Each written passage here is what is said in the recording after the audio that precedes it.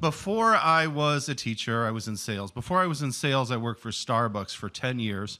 And I learned a lot along the way, and I took care of a lot of other duties as assigned, from cleaning up raw sewage to teaching people how to humanely kill mice that were caught in the mouse traps, everything under the sun. But the very first day when I was hired, they gave me a copy of Howard Schultz's book, and I went home and I read it from cover to cover.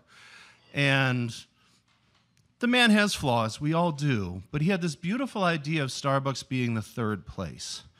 That you had your home, you had your work, and then you had a third place where you felt just as comfortable, where people knew you. And something that I got from the book was that he said, I built this company one cup of coffee at a time because it's not really even about the coffee, it's about serving people. And I latched onto that. So I want to tell you about 3 different people that I met in the 10 years that I was at Starbucks. One of them haunts me to this day. One of them made me laugh, and one of them inspires me to this day. So the first one, I had been on a leave of absence when my son was born, and I came back, and the employees told me, the first thing that they told me about was this gentleman had started coming into the shop who smelled really, really bad. And the customers had been complaining, the employees were complaining about it. I'm thinking, how bad could this be? And it's the next day, I'm in the back room, which would be like being in Cherry Lane from here. I'm cutting open a box, and I smell something that smells like a rotten fish was eaten by a skunk and then pooped out. It was like, what? And I go out, and they're like, it's him. And I've talked to the district manager at this point, and I discussed how to best address this, because the man didn't just get coffee and leave. He would get coffee and then sit in the coffee shop. So it was a delicate situation. And I waited for him to sit down, and I went over and I said, hi, I want to introduce myself. I'm Matt. I'm the manager here. Can I sit down and talk to you for a second? And he said, it's my smell. And I said, well, and he says, it's medical. I bathe daily, twice a day. I can put on deodorant. It doesn't matter. Nothing that I do will change it. And I've always just been looking for a place where I can relax, but I won't be back. Goodbye. And he got up and left. And that man haunts me to this day. I wonder where he is. Did he ever find help? Could I have handled that differently? The second person I want to tell you about, though, made me laugh. I was at the end of, back in the day, Starbucks used to get our coffee in huge 5-pound bags, and we'd cut them open, and we'd put them in bins. We had 7 days to sell them. So then if you came in and you wanted a pound of Kenya, we would go over and we'd scoop it out with a big scoop, and we'd put it in the bag, and we had to weigh it, and then we'd slap a Kenya sticker on it. It was a whole ritual.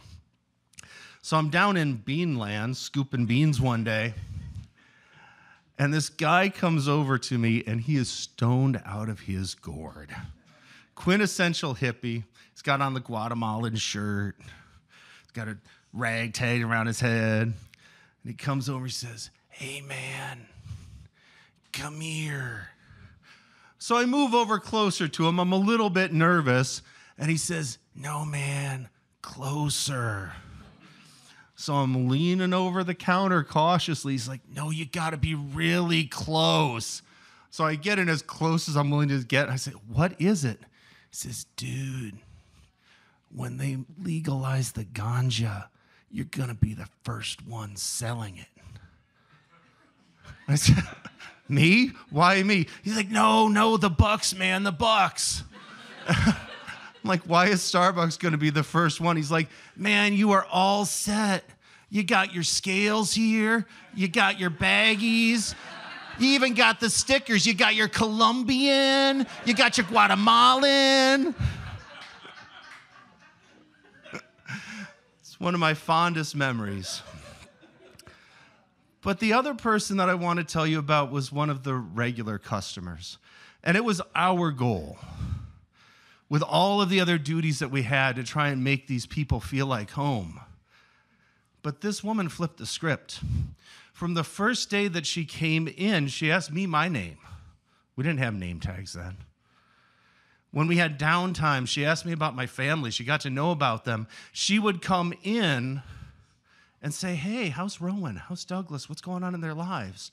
She talked to me, and she saw me as a human being when so many of my customers were just coming in and getting their coffee.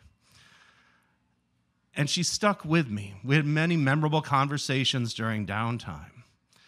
And years later, I ran into her downtown York and got reacquainted with her and got to know her as a friend. And this last weekend, she lost her fight with cancer. Some of you probably know Judith Higgins. She was a bright and shining light who understood every day, no matter what your job is, no matter what your job description is, no matter what your other duties are assigned, we're here to serve people.